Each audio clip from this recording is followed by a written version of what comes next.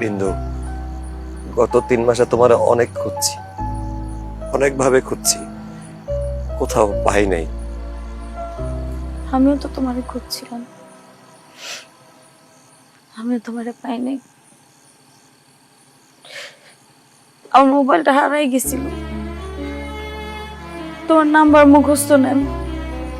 আমি যে কি কি করে তোমারে খোঁজার চেষ্টা করছি, কোথাও কোথাও কোনো খোঁজ পাই নাই। আমারে অন্য কোনো ভাবে জানাইতা। আমি জানানোর চেষ্টা করছিলাম, তো চিঠি লিখছিলাম, তুমি তো চিঠির কোনো উত্তর দাও নাই। চিঠিটা আজকেই পাইছি, মা আমাকে দিতে ভুলে গেছিল। শিশির, আমি না অনেক চেষ্টা করছি জানো, আব্বারে বোঝানোর জন্য, তোমার জন্য অপেক্ষা করছিলাম। তুমি যাওয়ার পর আমাদের উপর যে কি কি হয়েছে, কি কি আসছে,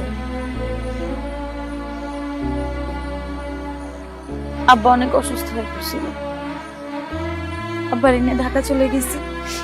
ঢাকায় থাকলাম অনেকদিন, আসার পর তোমার আর পাই নাই। কত জায়গায় খুঁজছি, এর জিজ্ঞেস করছি, কেউ বলতে পারে না। সবাই বলে তোমার নাকি অন্য জায়গায় পোস্টিং হয়ে গেছে।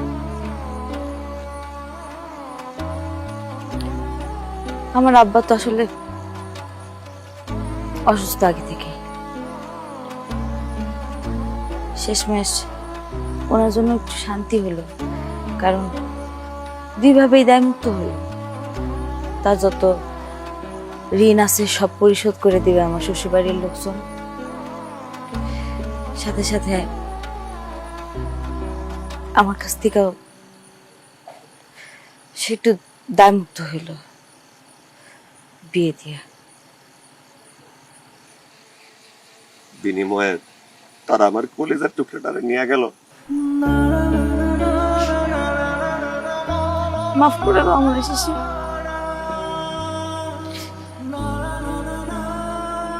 আমি জানি তোমার অনেক কষ্ট হইতেছে, নিজের যত্ন নিও।